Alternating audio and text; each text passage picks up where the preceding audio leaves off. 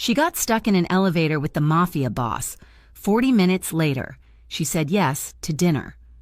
Lena Moore checked the clock for the 10th time in as many minutes. 4:15. On a Friday, the stale, recycled air of the office felt like it was shrinking around her, and the fluorescent lights buzzed with an irritating, electric whine that drilled straight into her temples. She was leaving. Early. She packed her tote bag with deliberately quiet movements, sliding her worn paperback into one pocket and her keys into the other. Leaving early was not a luxury. It was a necessity, a tactical retreat. Her best friend Tasha had texted her an hour ago. Just saw him. Near the coffee shop on your corner. Be careful. Him, Tyler. The name landed in her stomach like a cold stone. 2 years she had been free of him. 2 years of rebuilding a life from the wreckage he had left. 2 years of looking over her shoulder, of flinching at sudden movements, of sleeping with a chair wedged under her doorknob. And now, for the past 3 weeks, he was back in Brookhaven. He had not contacted her, not directly. He did not have to. His presence was a message, a tightening perimeter. Seeing him near her building was an escalation. So, she was leaving at 4:15. She would take the long way home, ducking into the subway with the downtown crowd, losing herself in the river of anonymous faces. Lena? She froze, her hand on the strap of her bag. Mr. Henderson, her boss, waved a manila envelope from his office doorway. He had a perpetually harried look, a man drowning in his own mediocrity. Before you head out, need you to run this over to the Varelli building, the penthouse client. They need physical signatures before 5. Lena's spine stiffened. The Varelli building was 3 blocks in the opposite direction of the subway. It was the last thing she wanted to do. She resented this part of the job, the blurring of lines between administrative assistant and personal courier. She resented the assumption that her time, her Friday, was disposable. But Lena Moore, at 27, was a woman who knew how to survive by blending in. She did not make waves. She did not argue. She took the envelope. Yes, Mr. Henderson, of course. Her voice was soft, barely a whisper, but it was steady. She tucked the envelope, heavy with its unseen importance, into her bag and walked out of the office. The hollow click of her sensible heels on the linoleum, the only sound of her departure. The Varelli building was not just an office tower, it was a statement. A sheer glass and steel monolith that pierced the Brookhaven skyline. It radiated wealth and impenetrable privacy. Lena felt small standing in its cavernous marble lobby, her simple cotton dress and worn tote bag screaming out of place. The air smelled faintly of expensive leather and, she imagined, old money. She navigated to the private elevator bank marked Penthouse, executive floors. She was just another ghost, delivering papers for men she would never meet. The gleaming brass doors slid open. One man was already inside. Lena's first instinct was to wait for the next car. Her social anxiety, finely tuned by years of trauma, flared, but the man was already looking at her, not with invitation, but with a flat, neutral patience. Waiting would be more conspicuous. She stepped in, her eyes fixed on the floor indicator. "Penthouse, please," she murmured, though the button was already illuminated. The man said nothing. The doors slid shut, encasing them in a box of polished mahogany and mirrored brass. He was tall.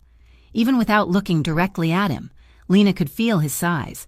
He occupied more than his share of the air.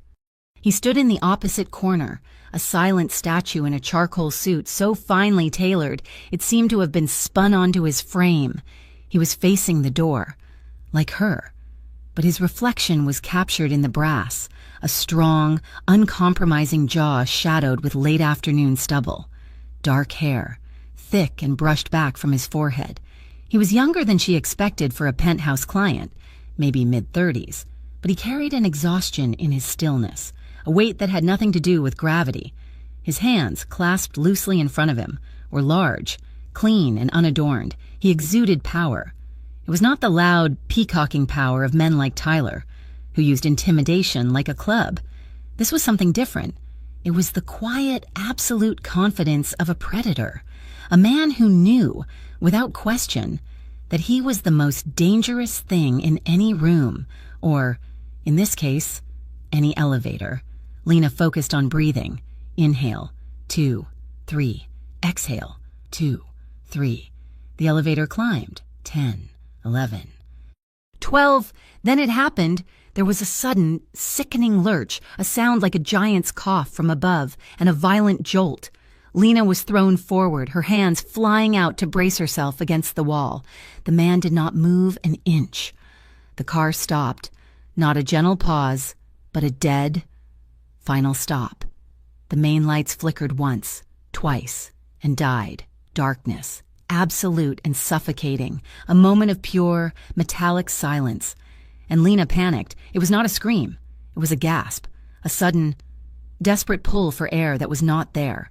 The walls were gone. The floor was gone. There was only the black, pressing in.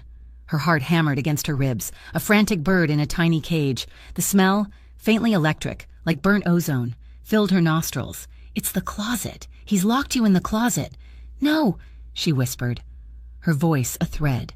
No, no, no. Then, a click. 2 emergency lights mounted near the ceiling, sputtered to life, bathing the small space in a sickly, yellowish-green glow.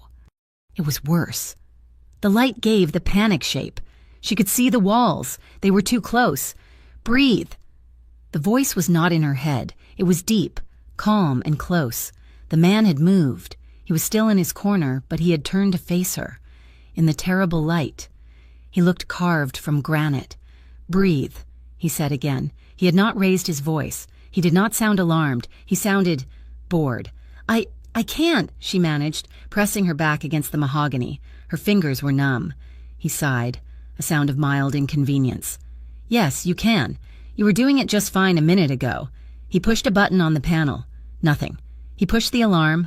A muffled, pathetic brrring sounded, but it seemed to be happening miles away.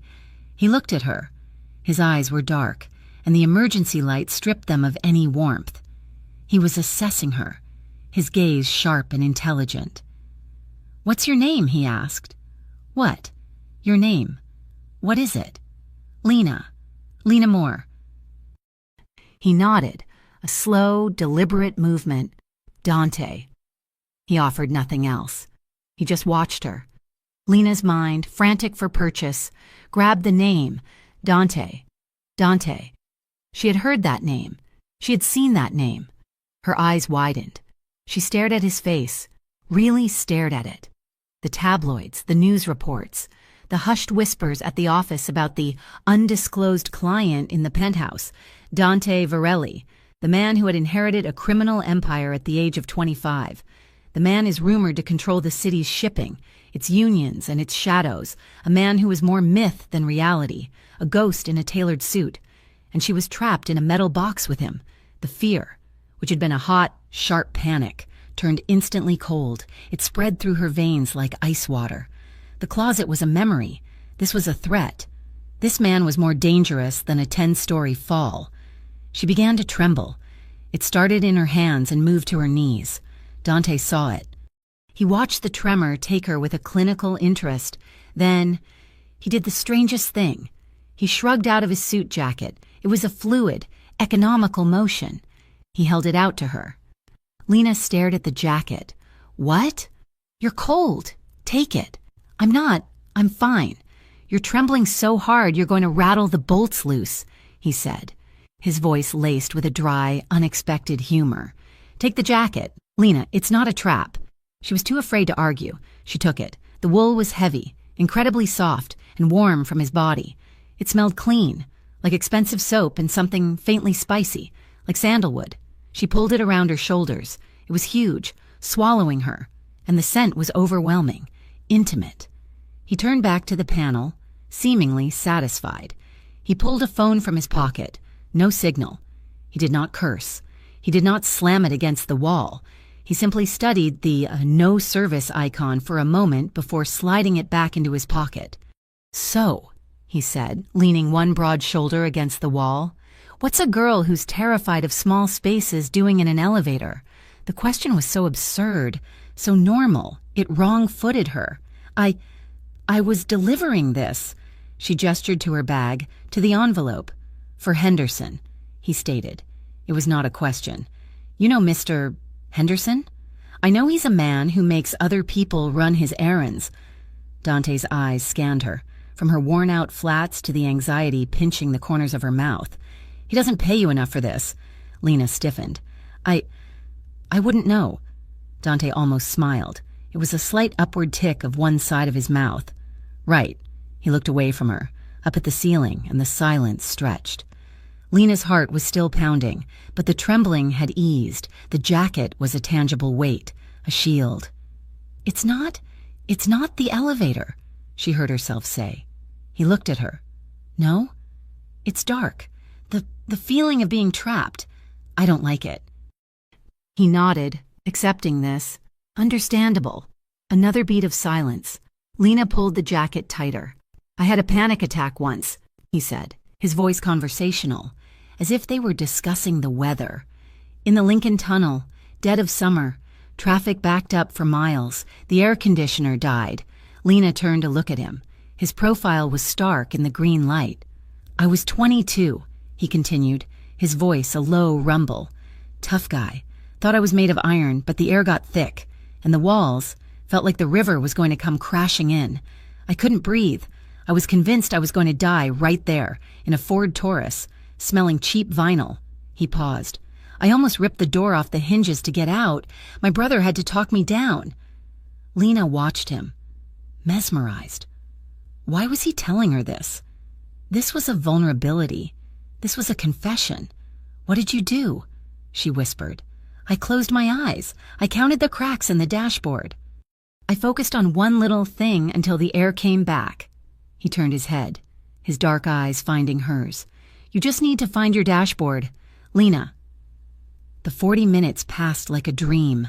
The tension did not disappear, but it changed. It melted from sharp-edged fear into a strange, thrumming curiosity. They were not two people trapped in an elevator. They were two people on a small, isolated island. She told him about the errand. She told him about her job, how she was good at it, how she was tired of being invisible. She did not tell him about Tyler. She did not have to. "You don't trust people," he observed, not unkindly. "You walk like you're waiting for the other shoe to drop." Lena, wrapped in his jacket, felt a sudden, sharp sting of tears. She blinked them back. "You don't know me. I know what I see. You're a survivor of something." His gaze was so intense it felt like a physical touch. Survivors always recognize each other. She saw it in him, too. The exhaustion she had noted earlier was profound. It was in the lines around his eyes, in the way he held his shoulders, as if carrying an invisible, crushing weight. He was the king of Brookhaven's shadows, but the crown was heavy. "You look like you haven't slept in a week," she said, her boldness surprising her. He let out a short, harsh laugh. "A week? Try a decade." He ran a hand over his face. "Sleep is a luxury. Peace is a myth." "That sounds lonely," she said softly. His eyes snapped to hers. The air crackled. The casual, disarming man was gone, and the predator was back, watching her, seeing her. He saw her flinch, and the mask softened, but it did not disappear. "Loneliness is a small price to pay," he said, his voice low. "For what?" "Control." A small, surprised laugh escaped Lena's lips. It was a rusty sound, one she did not use often. "What's funny?" he asked. "Control. You're sitting on the floor of a stuck elevator, wearing a $3,000 suit, talking about control. We can't even get cell service." Dante stared at her for a long, long moment. The silence was thick. Lena thought she had gone too far, that the man who broke people for a living would finally show himself. Then he smiled. It was not the shadow of a smile from before. It was a real, sudden and devastating smile. It lit his eyes, carved deep laugh lines into his cheeks, and transformed his entire face from a granite mask into something breathtakingly human. "You got me," he said, the smile turning into a quiet chuckle. "Point to the lady in the borrowed jacket." Lena laughed, too, a real, genuine laugh. The sound echoed strangely in the metal box. When the laughter died, the silence that fell was different. It was not empty. It was full, charged and soft. They just looked at each other. Lena saw the man, not the myth. Dante saw the woman, not the victim. Clang.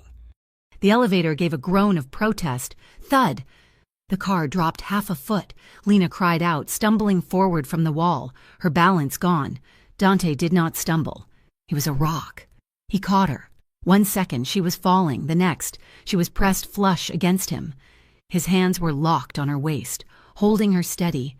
Her own hands had flown up, landing flat on the hard, muscular wall of his chest. She was inhaling the scent of him. She could feel the solid heat of him through his thin, cotton shirt. His heart beat under her palm, a slow, steady, powerful thump-thump. The main lights of the elevator flashed on, bright and white. Lena looked up. He was already looking down. His eyes were a universe, dark and intense. She could see the flecks of gold in his irises. She could feel his breath, warm on her forehead. They were close, dangerously close. He did not let go. She did not pull away. His gaze dropped to her mouth, her breath hitched. He lifted one hand, the one not welded to her waist, and slowly, as if not to startle her, he brushed a strand of hair from her cheek. His thumb grazed her skin, a feather-light touch that left a trail of fire. His fingers tangled in her hair, just behind her ear, tilting her face up. Ding. The sound was offensively loud. The elevator doors, smooth and silent, began to slide open. The world was rushing back in, the marble lobby, the distant sound of traffic, the light. Dante did not look at the doors. He did not release her. He held her, his eyes locked on hers. He leaned in, and the world shrank again to the few inches between their faces. His lips were centimeters from hers. He spoke, his voice a low, gravelly whisper that vibrated through her, meant only for her.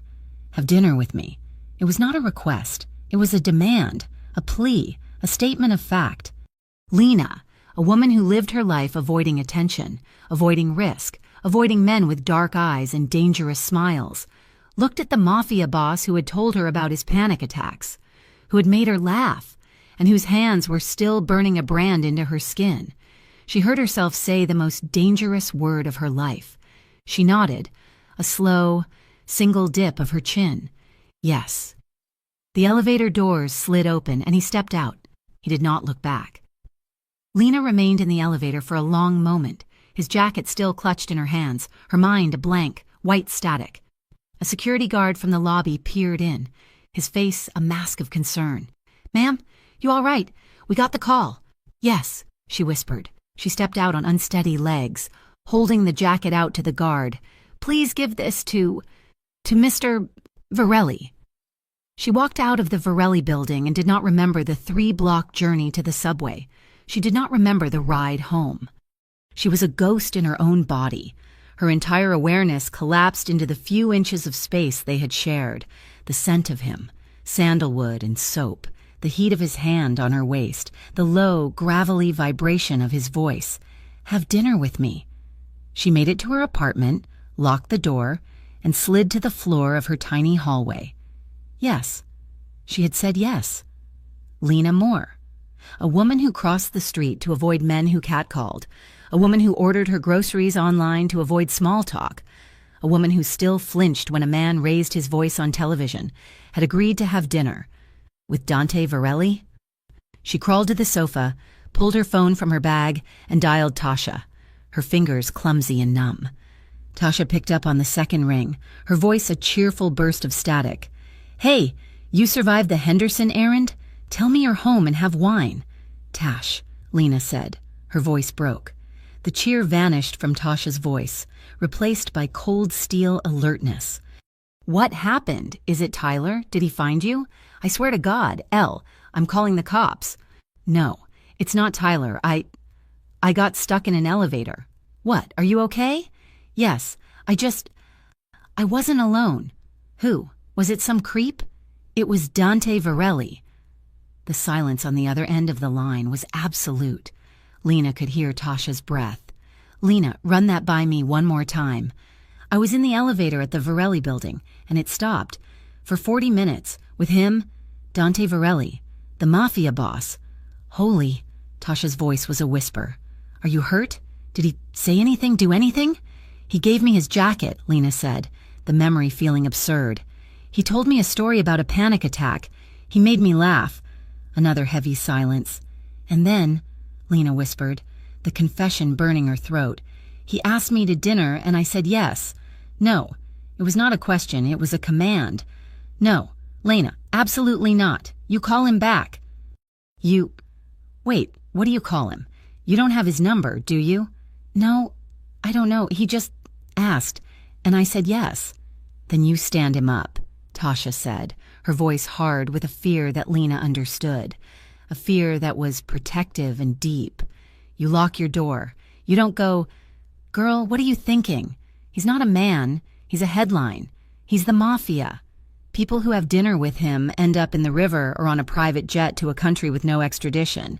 There is no in between. It wasn't like that. Tash, he was gentle. Gentle? Tasha's laugh was brittle. A lion is gentle with a mouse before it eats it. He's dangerous. Lena, you've spent the last 2 years getting away from one dangerous man. Why are you running toward the final boss? I don't know, Lena cried, the tears finally coming, hot and frustrated. I don't know, I was scared and then I wasn't, and when he looked at me, I wasn't invisible. Oh, honey. Tasha's voice softened, but the steel was still there. That's how they get you. That's how Tyler got you.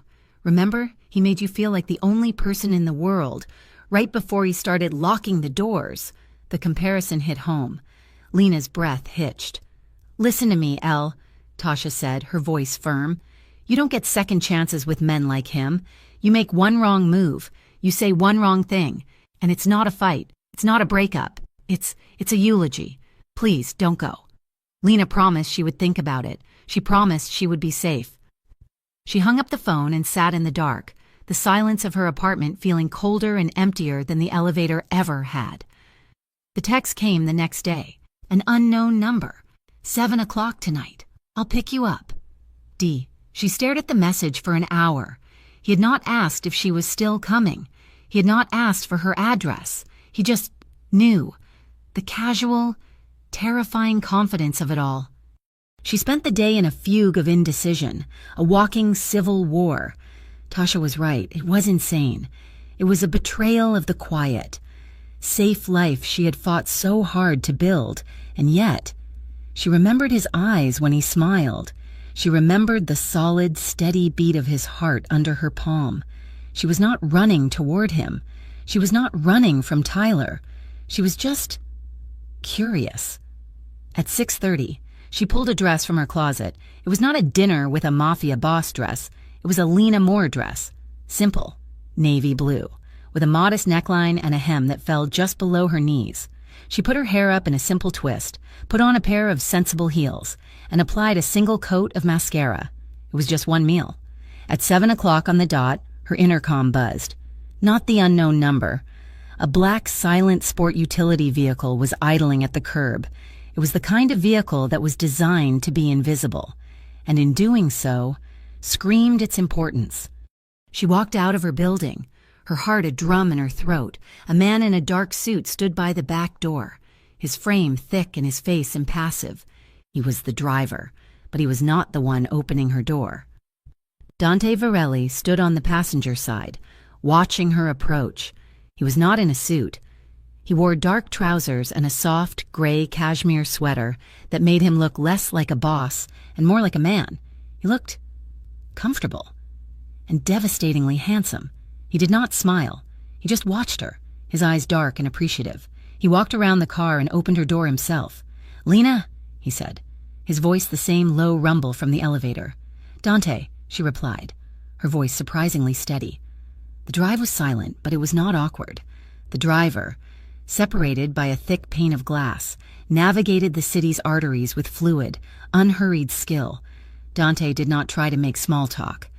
He just sat beside her, a solid presence, his scent filling the small space, that same sandalwood, clean and warm. They pulled up not to a flashy, high-end restaurant, but to a small, impossibly discreet building in a quiet cobblestone district. The sign was a simple, burnished gold plaque. Il Nido, the nest. "I own it," he said, answering her unasked question as he helped her out of the car. "Privacy is Better. Inside. The restaurant was a haven. It was all dark wood, soft, recessed lighting, and a handful of tables, each tucked into its own private alcove. There were other patrons, but the ambient hum was low, respectful. The maitre d', a man with silver hair and eyes that had seen everything, nodded to Dante. "Mr. Varelli, your table is ready." Their table was in the back, a circular booth against a wall, lit by a single, flickering candle.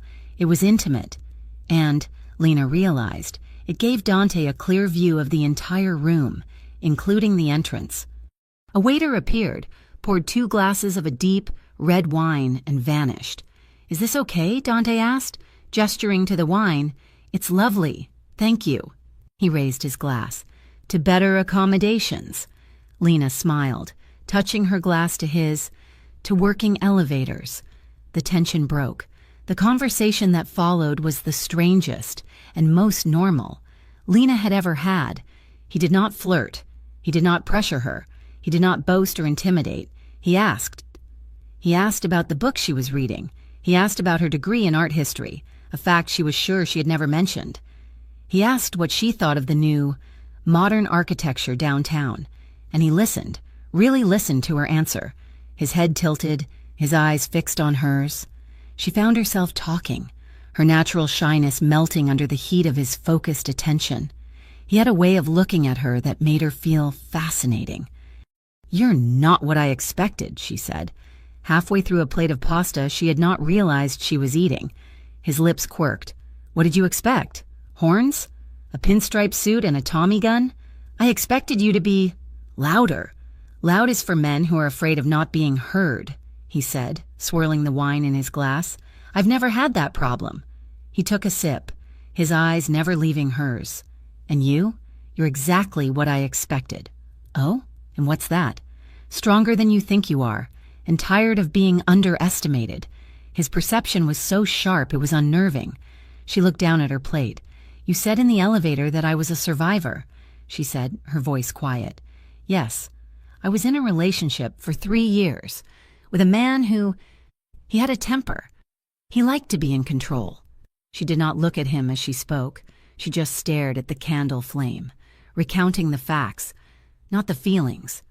She spoke of the isolation, the walking on eggshells, the way he would apologize with such feeling, only to have the entire cycle repeat. She did not use Tyler's name. She did not give specifics. She just told. When she finished, the silence in the alcove was heavy. She risked a glance at him. Dante was perfectly still. His wine glass was untouched. His hands were resting on the table. But they were not relaxed. They were balled into fists. His knuckles white. His jaw was so tight a muscle in it was jumping. She flinched, a cold jolt of old fear. She had made him angry, but when he spoke, his voice was a cold, quiet blade. "Where is he?" I don't know. Don't lie to me, Lena.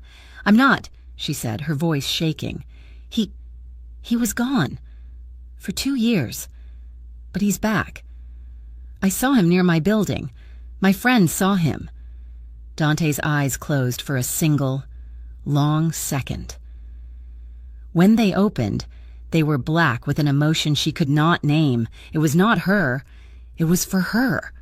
"He will not touch you again," Dante said. It was not a promise. It was a statement of fact. And before Lena could process what that meant, a voice boomed across the restaurant.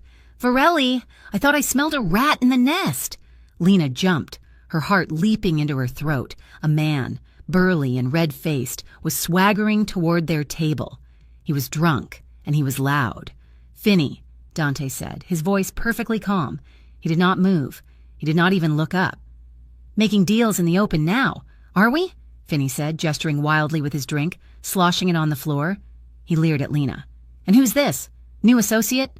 Lena shrank back into the booth, the man's voice, the smell of alcohol, the aggressive posture. It was Tyler, magnified. She felt the panic rising again, hot and fast. "You're drunk. Finney." "Go home," Dante said, his voice flat. "Or what? You'll have your shadows clean me up? I'm not scared of you. Varelli, my family's been in this city longer than yours." "You're just a pup in a king's coat." Lena's breath was coming in short, sharp gasps. She was trembling.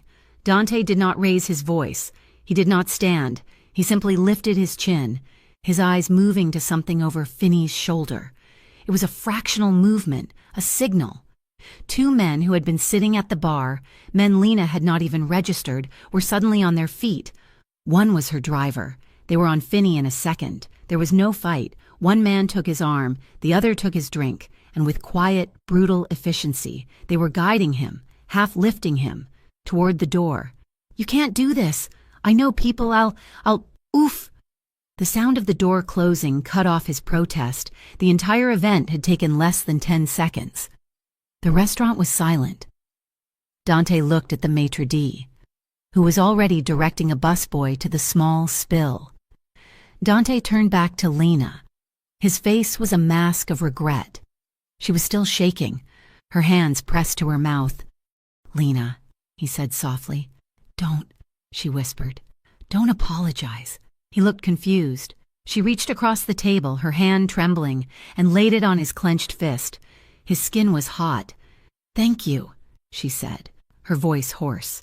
His brows drew together. "For what? For that? For bringing this into your world? I am so sorry. Lena, I never should have—" "No," she insisted, her grip tightening on his hand. "Thank you for not escalating it. Thank you for not yelling. Thank you for making it stop." She was looking at him, but she was seeing Tyler. She saw a broken plate, a hole in the drywall. She was seeing the chaos of a man who used anger as a weapon.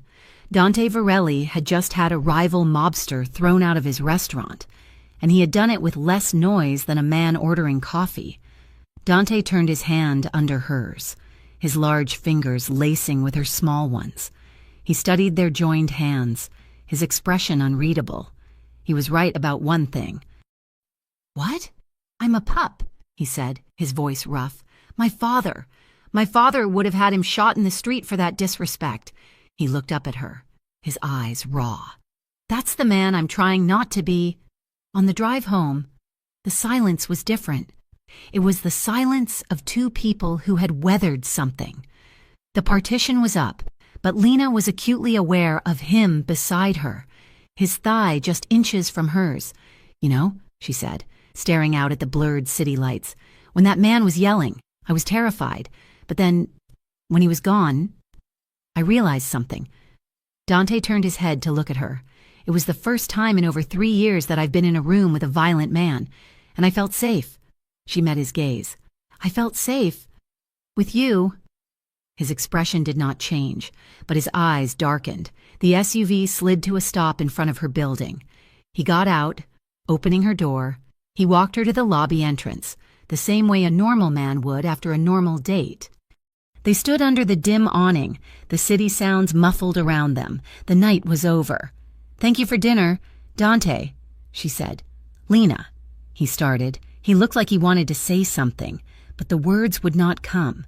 They just stood there, a foot of space between them, charged with everything unsaid, the elevator, the jacket, the panic, the confession, the fight, the touch. Lena looked at his mouth. She looked at his eyes. Tasha's voice was in her head. "He's dangerous. You don't get second chances." But Tasha was wrong. This right here felt like the only chance she had ever had. She rose up on her toes. It was a small movement, but he met her halfway. His hand came up, not to her waist, not to pull her, but to gently cup her cheek. His thumb stroked her skin. A question. She gave him his answer, leaning in, closing her eyes and pressing her lips to his. The kiss was not a collision. It was a landing. It was slow. I was cautious. His lips were warm and surprisingly soft. Then she felt his other hand slide into her hair, tilting her head. He deepened the kiss, and it was no longer cautious. It was electric, a slow, rolling current of heat and want. It was not a kiss of seduction. It was a kiss of recognition. Her fingers found the front of his sweater, curling into the soft wool, anchoring herself against the feeling. He tasted red wine and something else, something uniquely him. It could have lasted a minute or an hour. When they finally parted, they were both breathless. He rested his forehead against hers, his eyes closed. His hand was still on her cheek. his thumb tracing the outline of her lip. Neither of them spoke. The silence was louder than the restaurant brawl. "Good night, Lena," he whispered, his voice thick. "Good night, Dante." He stepped back, giving her space. She fumbled for her keys, her hands shaking, and let herself into the lobby. She did not look back. She got into her apartment, locked and bolted the door. She leaned her back against the solid wood, her body sliding down until she was sitting on the floor. Her fingers went to her lips. They were tingling, warm. She was overwhelmed. She was terrified. And she was, for the first time in her entire life, completely and utterly alive.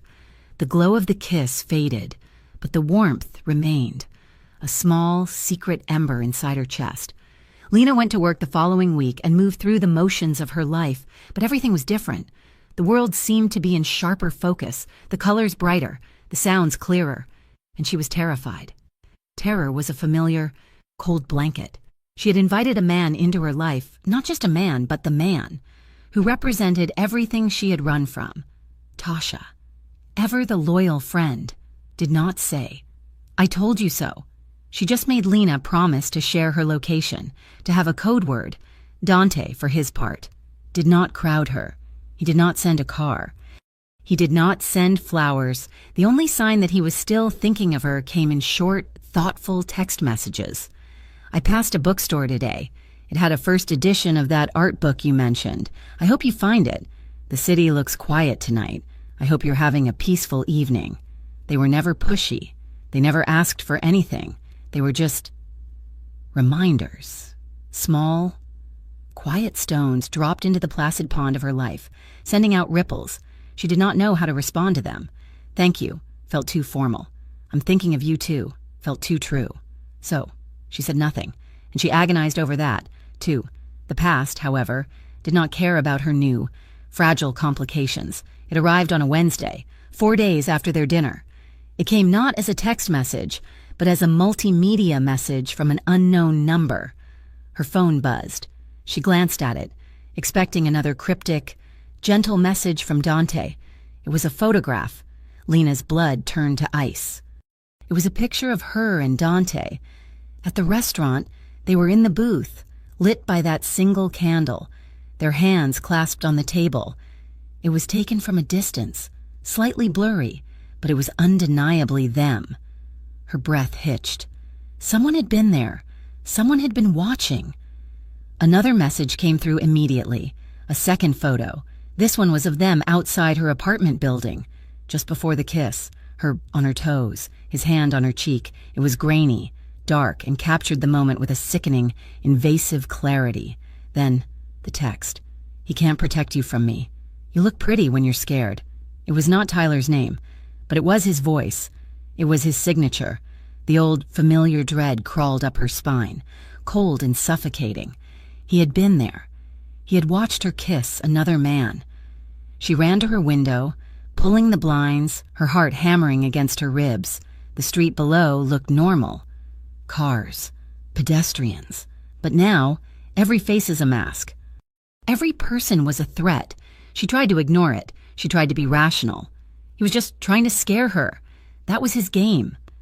But the feeling of being watched, a feeling she had lived with for 3 years, returned with a vengeance.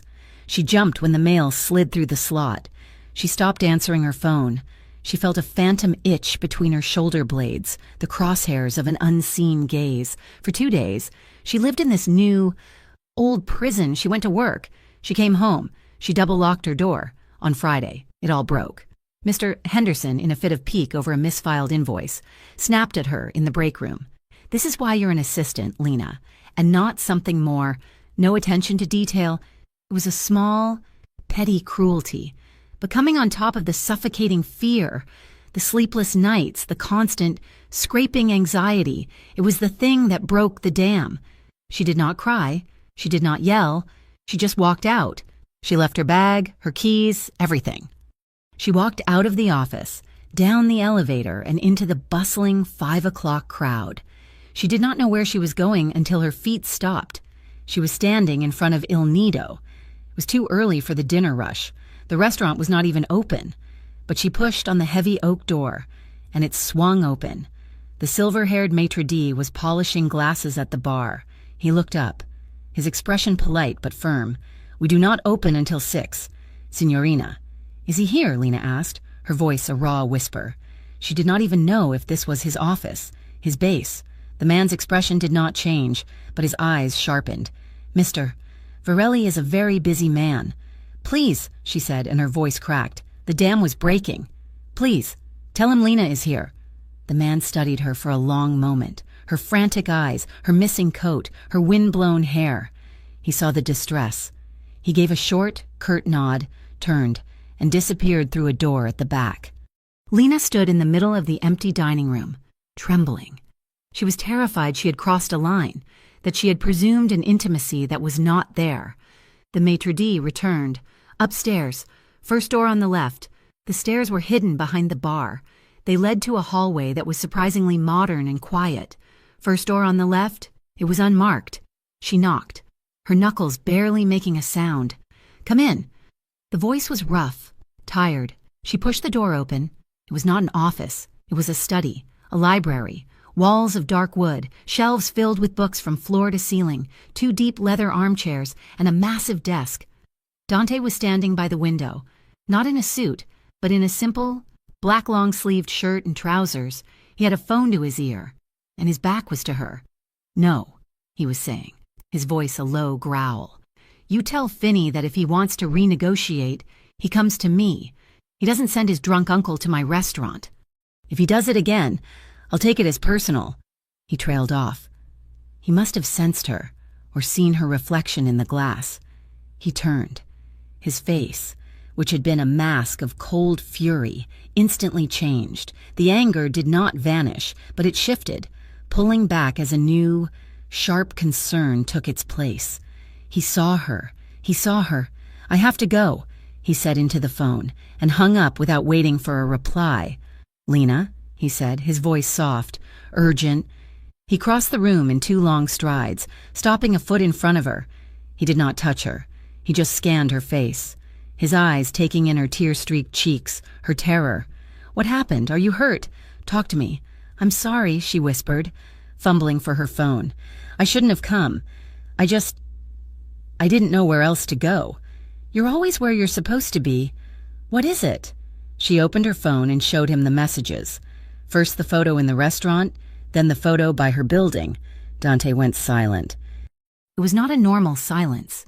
It was a vacuum. All the air, all the warmth, all the sound in the room seemed to be sucked into him. He took the phone from her trembling hand. His eyes scanned the pictures, then the text. "He can't protect you from me. You look pretty when you're scared." A muscle in his jaw jumped. Once. Twice.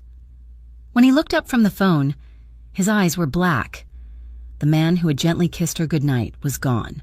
The man who had made her laugh in the elevator was gone.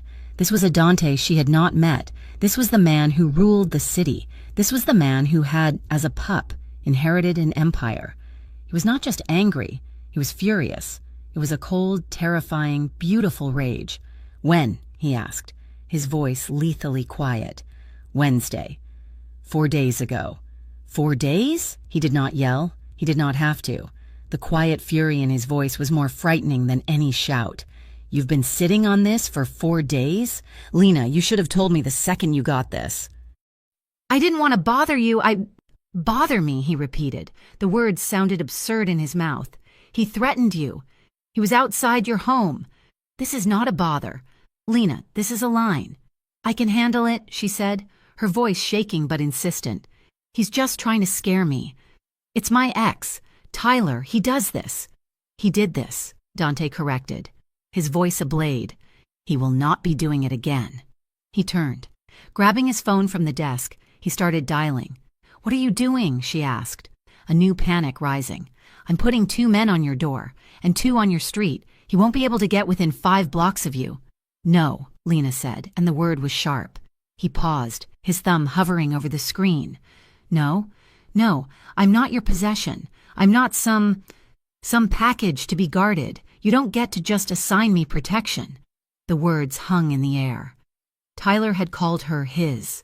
He had guarded her, not from the world, but from himself and from everyone else. He had locked her in, not kept her safe. Dante's eyes searched her face. The fury was still there, banked but burning, but it was joined by a new, sharp understanding. He saw the wound she was protecting. He slowly, deliberately, lowered the phone. "You're right," he said, his voice rough. "You're not. But you are in danger. Danger I brought to your door. That man, Finney from the restaurant, this is connected. This is a rival looking for leverage. And your ex just became their tool. I don't care. I won't be a prisoner. Dante, not even in a gilded cage." He held her gaze for a long, heavy minute. He was at war with himself. She could see the king fighting the man. The man won. "All right," he said, his voice strained. "Your boundary. I respect it." He tossed his phone onto the desk.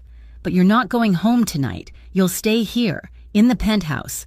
It's safe. It's not a cage. Lena, it's a fortress. Just for tonight, until I can figure out what his next move is." She wanted to argue, but she looked at the photos on her phone. She looked at the genuine, raw concern in his eyes, and she was so tired. She nodded.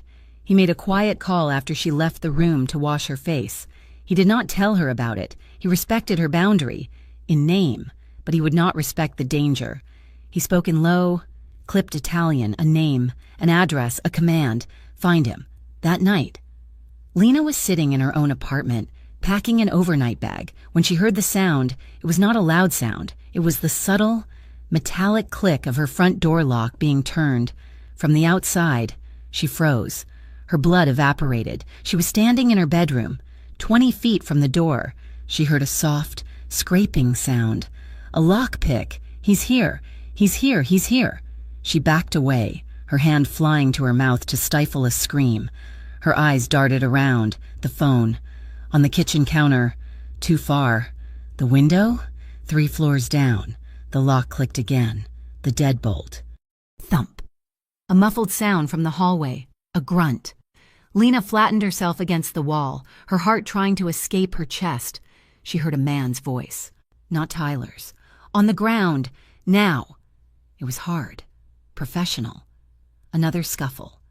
A sharp thwack of something hitting flesh, a body hitting the floor. She heard the sound of a radio. "The package is secure. The hallway is clear." She slid to the floor, her legs giving out, and finally, she screamed. The door burst open, but it was not Tyler. It was the man from the SUV. The driver. He scanned the room, his gun held low, his eyes all business. He saw her, a terrified heap on the floor, and he lowered the weapon. "Ma'am, you're safe. We've got him." She did not move. She could not. He spoke into his radio. "She's okay. Get the boss." Dante was there in less than 10 minutes. The driver, whose name she learned was Marco, was standing by the door. The masked figure, it was Tyler, was gone. Her hallway was empty. The second Dante's car screeched to a halt, she was on her feet. She ripped the door open and ran out of the apartment, down the short hall, and into the elevator bay. He burst out of the elevator, his face a white mask of fury and fear. He saw her, and his expression broke. She ran into his arms. She hit his chest so hard it was a collision. She buried her face in his neck, her hands fisting in the back of his shirt, and she sobbed. They were not quiet. Dignified tears. They were ugly. Racking sobs of pure, unadulterated terror. Dante's arms wrapped around her, crushing her to him. He held her as if he was the only thing keeping her from flying apart. He was not the calm, collected man from the elevator. He was not the gentle man from the restaurant. He was shaking. He was holding her, his own body trembling with rage. He kicked her apartment door shut with his foot, his arms never leaving her. He just held her, his hand tangled in her hair, his other hand splayed wide across her back, pressing her into him. "I've got you," he whispered, his voice a raw, broken thing. He kissed her hair, her temple, her cheek. "I've got you. You're safe. I'm here." She cried until she was empty. When the sobs finally quieted, he did not let her go. He just held her. "He was at the door," she choked out against his throat. I know, Kara." His hand stroked her hair, over and over. I am so sorry. I should have I never should have listened to you. You did. You put them here," she whispered. "It wasn't enough. He got too close." He pulled back just enough to look at her, his dark eyes burning into hers. His hands framed her face, his thumbs wiping away her tears. This never happens again. Do you understand me? Never." He leaned his forehead against hers. "You're mine to protect now. Lena." He took her to the penthouse. She did not bring a bag. She did not bring anything. She just went. His hand on her lower back, guiding her into his car, into his world. The penthouse was vast, all glass and steel and shadow. It was a fortress in the sky, silent and removed from the city that sprawled like a galaxy of lights below. He did not take her to a guest room. He took her to his house. It was not a room. It was a sanctuary, dominated by a large, simple bed with one wall entirely of glass. He walked her to the adjoining bathroom, a space of marble and steam, and turned on a shower. "Get warm," he said, his voice gentle. He left her. He did not ask to join her. He did not imply anything. He just gave her space to breathe. When she came out, wrapped in a thick, impossibly soft robe, she found him on the bed. He had changed out of his street clothes and was wearing a simple pair of gray sweatpants, his chest bare. He was sitting against the headboard, just waiting. She paused, suddenly uncertain. He held back the covers. "Come on. You need to sleep." She climbed in. The bed was massive. He stayed on his side, giving her acres of space. She lay on her back, staring at the ceiling. The silence was thick. "Thank you," she whispered. He turned his head. In the dim light from the city, his face was all shadows and plains. "Don't thank me," he said, his voice rough. "He's alive. That's your victory, not mine." Lena turned on her side to face him. "I'm glad he's alive. I'm not—" The admission was cold, hard, and honest. She reached out, her hand hesitant, and touched his arm. He was solid, warm. "That's why I'm here, and not with him." He looked at her, and a world of pain, of exhaustion, passed through his eyes. He sighed, a sound that seemed to come from the deepest part of him, and he opened his arm. It was an invitation. Lena moved. She slid across the expanse of sheets, closing the distance between them. She settled into his side, her head on his shoulder, her hand on his chest. His arm came around her, pulling her close. She slept in his arms, a deep, dreamless, and for the first time in her life, utterly safe sleep. In the morning, she woke up first. She was still tangled with him. Sometime in the night they had moved, and she was now half draped over him, her leg thrown over his, her face buried in the warm skin of his neck. Sunlight streamed in through the glass wall, bathing the room in a bright, unforgiving light. It illuminated him. His skin, which had seemed perfect in the candlelight and shadows, was a map. A thin, white scar ran from his collarbone down his chest. His arms, bare and muscular, were covered in tattoos, a dark, intricate tapestry of ink that she could not decipher. A small, puckered scar sat just above his left hip. This was the reality of the man, the violence of his world, written on his body. She traced the scar on his chest with one light finger. His eyes opened instantly. They were not groggy. They were clear, alert, and focused. He had not been asleep. He had been resting. "Good morning," she whispered. He just watched her, his hand coming up to cup her head, his thumb stroking her hair. "You're staring," he said. "Your tattoos," she said, "and your scars. Who gave them to you?" His expression tightened. He looked away from her, at the city. "The tattoos were a mistake I made at 19. The scars," he paused. "The scars were gifts, from men who are no longer in a position to give them." She touched the scar on his chest again. "Does it hurt?" "It did. A long time ago," he finally told her. He did not tell her everything, but he told her enough. He told her about his older brother, Gianni, the one who was supposed to be the boss, the one who had talked him down in the Lincoln Tunnel, the one who had been kind and soft, and who had been killed in a car bomb meant for their father. "I was 25, he said, his voice a flat, dead thing. "I wasn't ready. I wasn't him. I was angry, and I became ruthless. I took over, and I burned down everyone who had betrayed us. I made sure no one would ever feel safe enough to try it again." He was not asking for pity. He was just stating the facts. "You're not like them," Lena said, her voice quiet but firm. He looked at her, a bitter smile on his lips. "I'm exactly like them, Lena. I'm worse.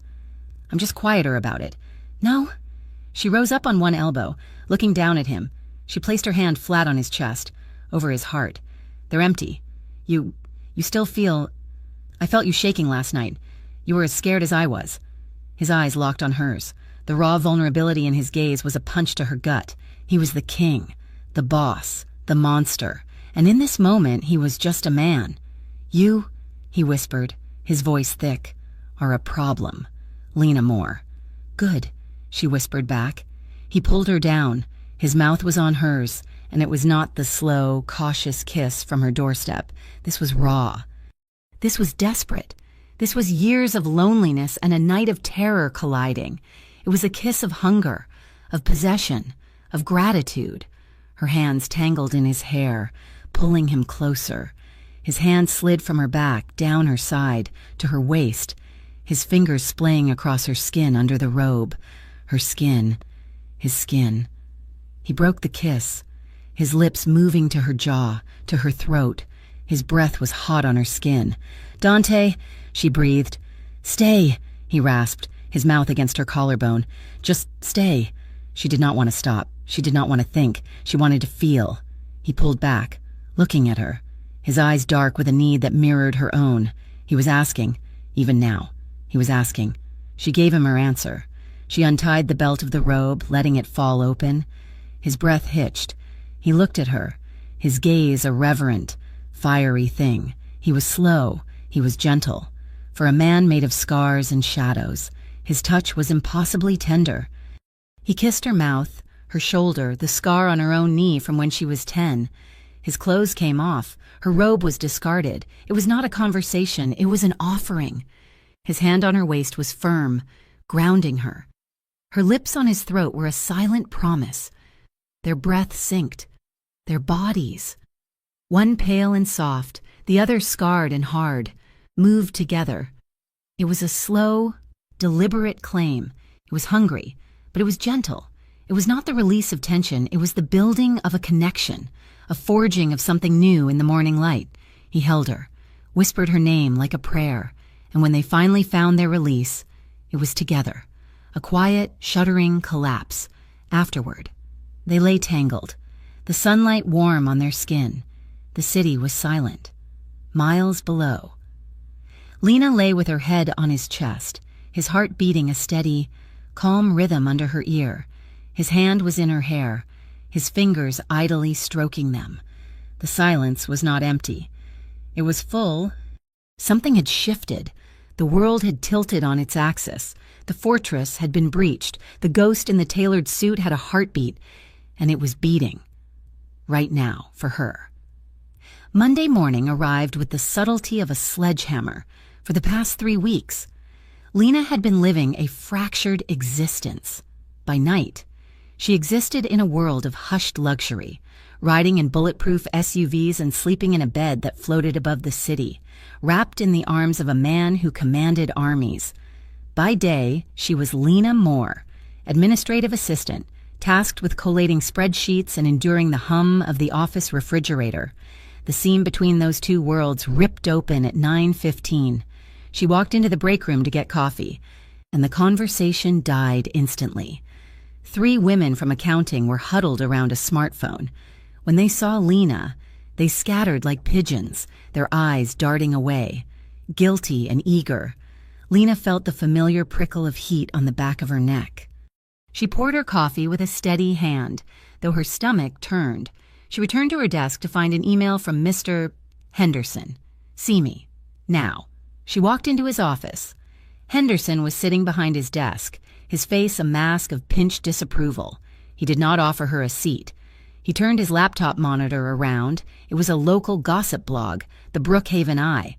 The headline was lurid. "The Dawn and the Damsel, Varelli's new mystery brunette."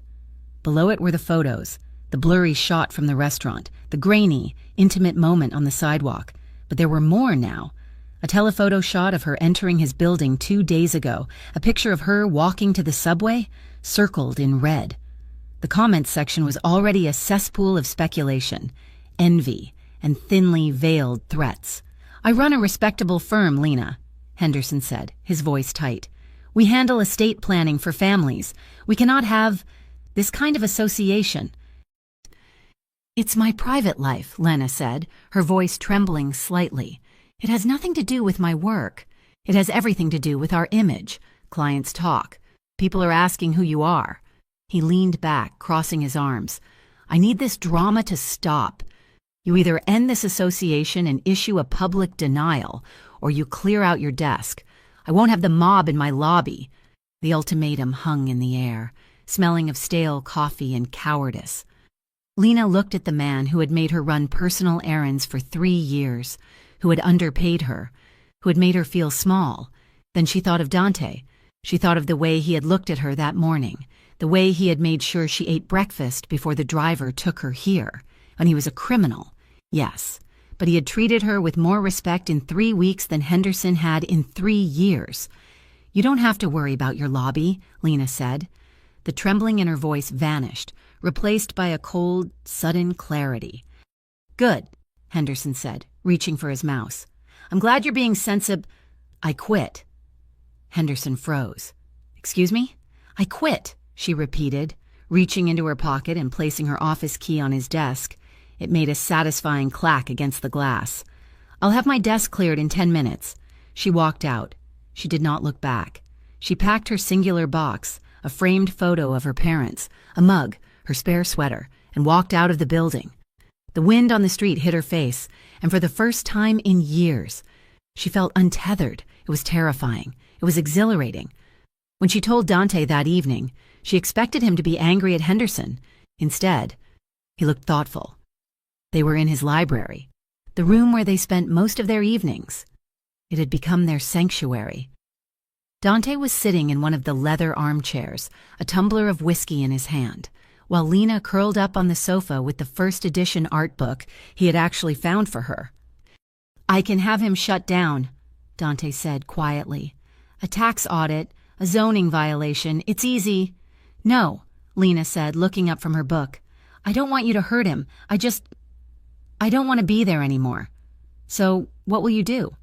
"I'll find another job, somewhere that doesn't read gossip blogs." Dante set his glass down. "I founded a foundation, the Varelli Youth Initiative. It helps at-risk kids in the boroughs. They need an administrator, someone to organize the chaos. The pay is triple what Henderson gave you, and no one will ever look at you sideways." It was a generous offer. It was a safe offer. It was a trap. Lena closed her book. "I can't take it. Dante." His brow furrowed. "Why? It's legitimate work. It's good work. Because if I work for you, I will disappear. I became just the girlfriend, the dependent." She stood up and walked over to him, resting a hand on his shoulder. "I need to stand on my own. I need to know that I can survive without your money, even if I want you in my life." He looked at her hand on his shoulder, then covered it with his own. His thumb rubbed her knuckles. He did not argue. He understood power, and he understood pride. "You're stubborn," he murmured, pulling her hand to his lips. "I'm learning from the best." For a week, it felt like they could make it work. Lena interviewed for jobs at galleries and small nonprofits. Her days were her own. Her nights were his. Their intimacy deepened in the quiet spaces. It wasn't just the sex, though that was frequent and intense. A way of speaking without words. It was the other thing. It was Dante reading reports with his reading glasses on, a vulnerability he showed no one else. It was Lena reading aloud to him while he stared out at the city lights, his guard finally dropping. It was the slow kisses in the kitchen at 2 a.m. while they heated up leftover pasta. She was falling in love with him. She knew it. The realization was a warm, golden thing living in her chest. But the bubble was thin, and the world outside was sharp. It happened on a Tuesday. Dante had been gone all day. He had not answered her texts. When he finally came in, it was past midnight. Lena was awake, sitting in the library, waiting. He walked in, and the air in the room changed. He smelled of cold rain, cigar smoke, and copper. He looked exhausted, his face pale, his eyes hollowed out. He went straight to the small, wet bar in the corner and poured a drink. His hands were shaking. "Dante?" she asked softly. He stiffened but didn't turn around. "Go to bed, Lena, it's late. You've been gone for 16 hours. I was worried." "I'm fine." She walked toward him. "You don't look fine. You look—" She reached out to touch his arm, and he flinched away. It was a violent, instinctive reaction. He spun around to face her, keeping his hands behind his back. "I said I'm fine," he snapped. But she had seen it. "Let me see your hands," she said. Her voice was barely a whisper. "No, Dante, show me." He stared at her, his chest heaving. Then, slowly, he brought his hands forward. His right hand was swollen. The knuckles were raw, split open, but it wasn't just his blood. There was a dark, dried stain on his cuff. There was a smear of crimson under his fingernails that he hadn't been able to scrub away. Lena took a step back. The golden feeling in her chest turned cold. "What happened?" she asked. "Business." "That's not business," she said, her voice rising. "That's violence. Whose blood is that?" He said nothing. He took a sip of his drink, his eyes looking over her head, detaching himself from the room. "Did someone die?" she asked. The question hung in the room, heavy and terrible. "Did someone die because of me? Because of the photos? Is this about the blog?" Dante lowered the glass. He looked at her, and his eyes were dead. "It was necessary. That is all you need to know. That is not an answer. It is the only one you're going to get," he said, his voice dropping to a low, dangerous register. "You wanted to know who I am. Lena, you wanted the truth. This is it. I keep the wolves at the door. Sometimes I have to kill them. Don't ask me how I keep your hands clean." He walked past her, heading for the shower. Lena stood alone in the library. The smell of copper lingered. She looked at her own hands. They looked clean, but for the first time, she felt the stain on them. She had asked for protection. This was the cost. The next evening, they went to dinner. It was a scheduled appearance, something about maintaining face, though Dante didn't explain. They sat at Il Nido. The candle flickered between them. The food was perfect. The wine was expensive, and the distance between them was an ocean. Dante was polite. He asked about her interviews. He poured her wine, but the warmth was gone. He was the statue from the elevator again, watchful, powerful, and impenetrable. He was hiding the monster, but she knew it was there, sitting right beside him. Every time she looked at his hands, cleaned now but still bruised, she felt sick. "You're not eating," he observed. "I'm not hungry." "Lena, don't," she said, putting her napkin on the table. "Don't pretend this is normal. You came home with blood on your hands yesterday, and today we're eating risotto. Life continues," he said simply. "We eat, we sleep, we survive. Is that all this is to you? Survival? It has to be. I can't do this," she whispered. She pushed her chair back. "I can't sit here and pretend I don't know what you did. Lena, sit down." It was a command. "No." She stood up, heads turned. She didn't care. "I'm going home, to my apartment. Don't follow me." She walked out, this time. He did not signal his men. He did not stop her. He let her go. For 3 days, there was silence. Lena stayed in her apartment. She jumped at every sound. She checked the locks 5 times an hour. But the silence from the penthouse was louder than her fear. She missed him, God help her. She missed him. She missed the safety, the warmth, the man who read books in the moonlight, but she could not reconcile him with the man who washed blood off his hands in the middle of the night. Then, the phone rang. It was Tasha. "Lena," Tasha sobbed. Lena gripped the phone, her blood freezing. "Tash, what is it? Are you okay?" I came out to my car after work. The window was smashed." "Oh my God, did they take anything?" "No, nothing was taken. There was a note on the driver's seat, stabbed into the upholstery with a knife."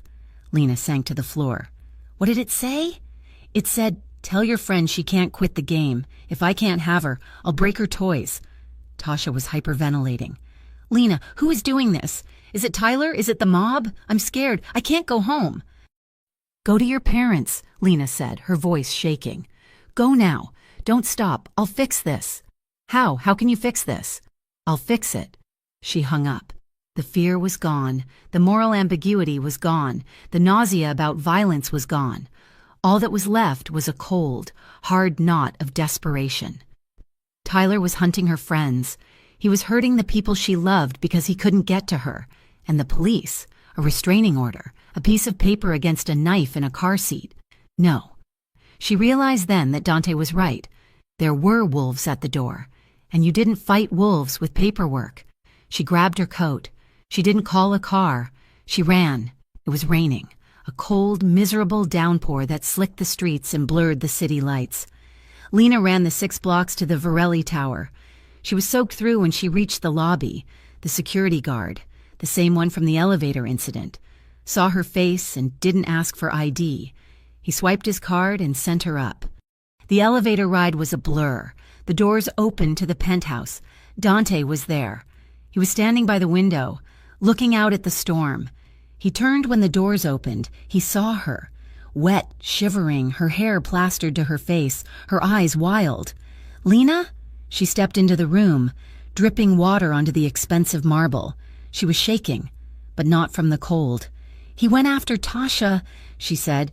Her voice was a broken string. He smashed her window. He left a knife. He said he's going to break my toys. Dante went still, the lethal stillness. He's going to hurt her. He's going to hurt everyone I know until he gets to me. She walked toward him, her steps heavy. I tried to do it the right way. I tried to be good. I tried to be moral. She stopped in front of him. She grabbed the lapels of his shirt, her wet hands staining the fabric. She looked up into his face, into the dark abyss of his eyes. Make it stop, she begged. It was a surrender. It was a plea. It was a permission slip. Lena, he warned, his voice rough. If I do this, there is no going back. You understand that? You don't get to look at my hands with disgust ever again. I don't care, she sobbed, pulling him closer. I don't care about your hands. I care about us. I care about my life. Just make him stop. Please. He looked down at her, and she saw the resolve snap into place like a steel trap. He will never touch you again, Dante swore. He will never breathe the same air as you again. He kissed her. It was not gentle. It was not slow. It was a collision of 2 desperate people on the edge of a cliff. His mouth crushed hers, hungry and demanding. He tasted rain and fury. Lena kissed him back with everything she had, opening to him, clinging to him as if he were the only solid thing in a dissolving world. He lifted her, his hands gripping her thighs, and she wrapped her legs around his waist. He carried her not to the bedroom, but to the large sofa in the center of the room.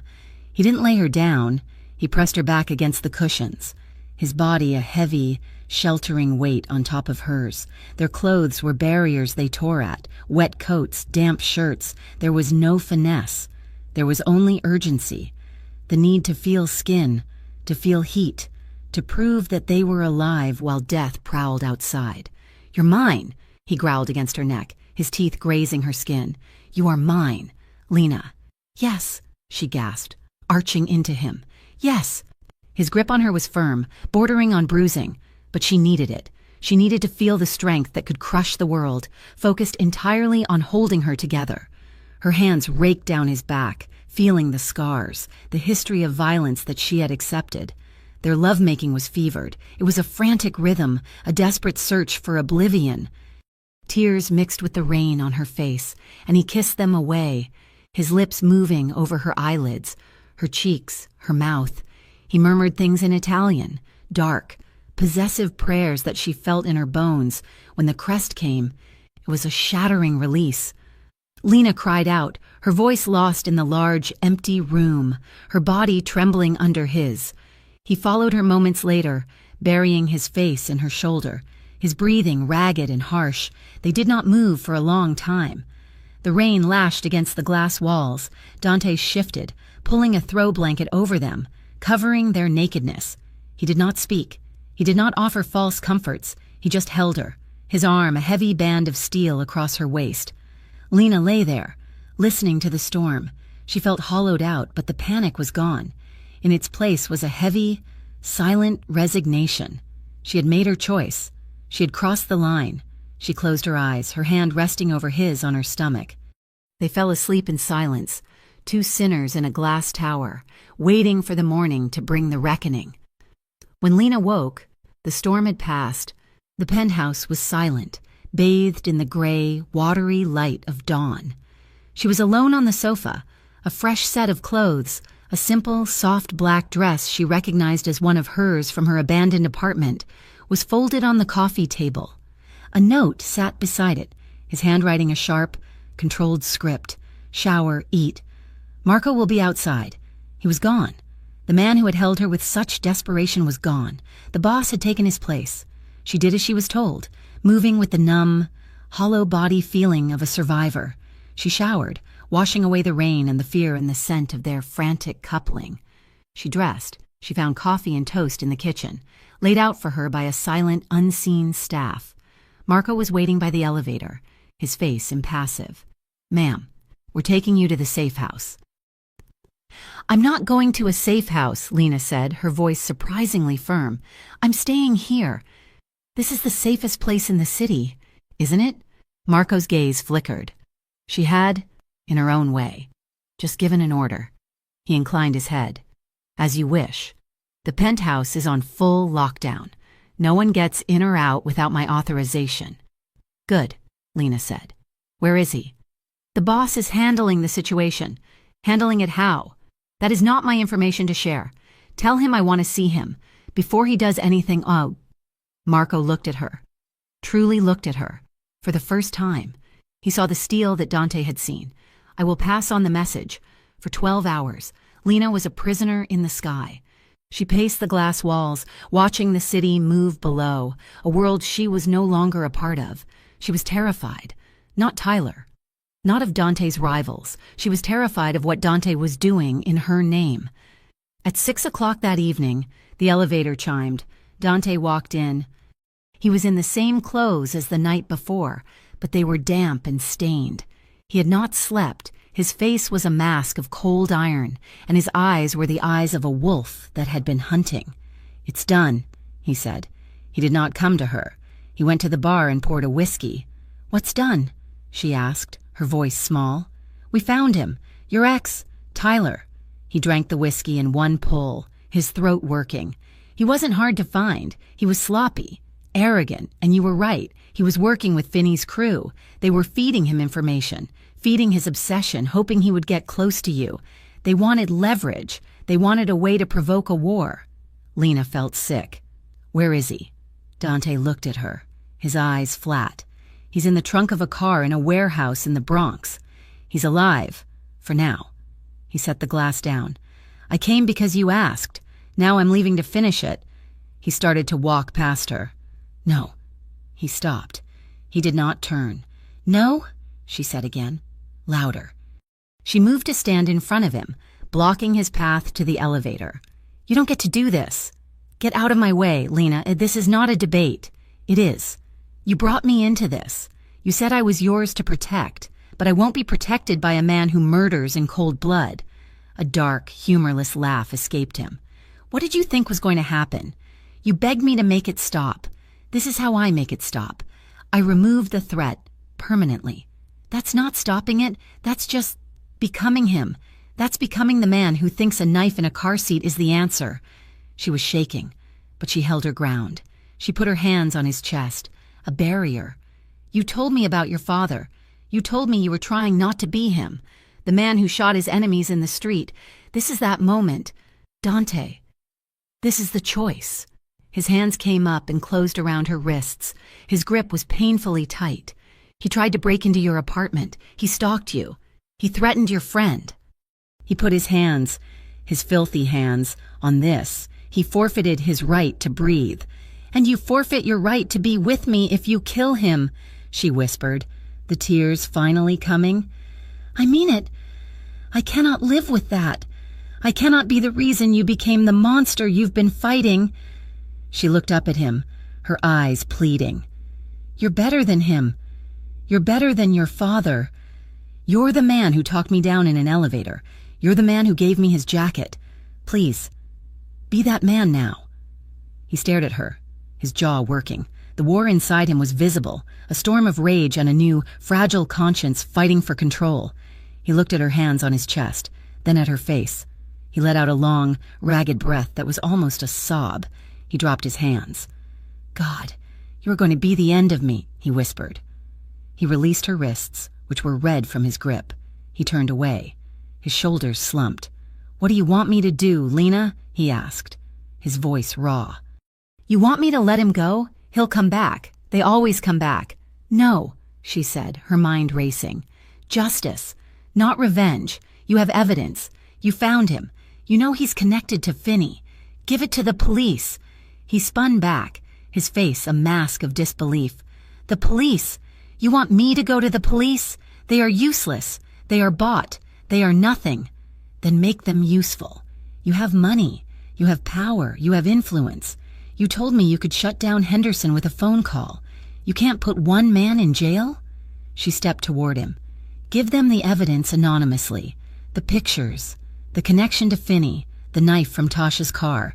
Give them an easy, high-profile win. They'll take it." He stared at her, a slow, dawning realization in his eyes. He was seeing her not as a victim, not as a lover, but as a strategist. He was silent for a full minute. "It might work," he said, his voice low. "It would be clean. It would be right," she said. He nodded. "Once." He picked up his phone, and he did not call Marco. He called a different number. He spoke in low, clipped tones, not to a soldier, but to a lawyer. He gave a series of commands: evidence, anonymous tip, district attorney, federal interest, flight risk. When he hung up, he looked at Lena. The monster was gone. The man was back, and he looked exhausted, but he was present. "He'll be arraigned by morning," Dante said. "Your ex is going to prison for a very, very long time, and his friends in Finney's crew are going to have a federal spotlight on them they won't enjoy." Lena sagged, the relief so profound it buckled her knees. He caught her, pulling her against his chest. "You're safe," he whispered, his lips in her hair.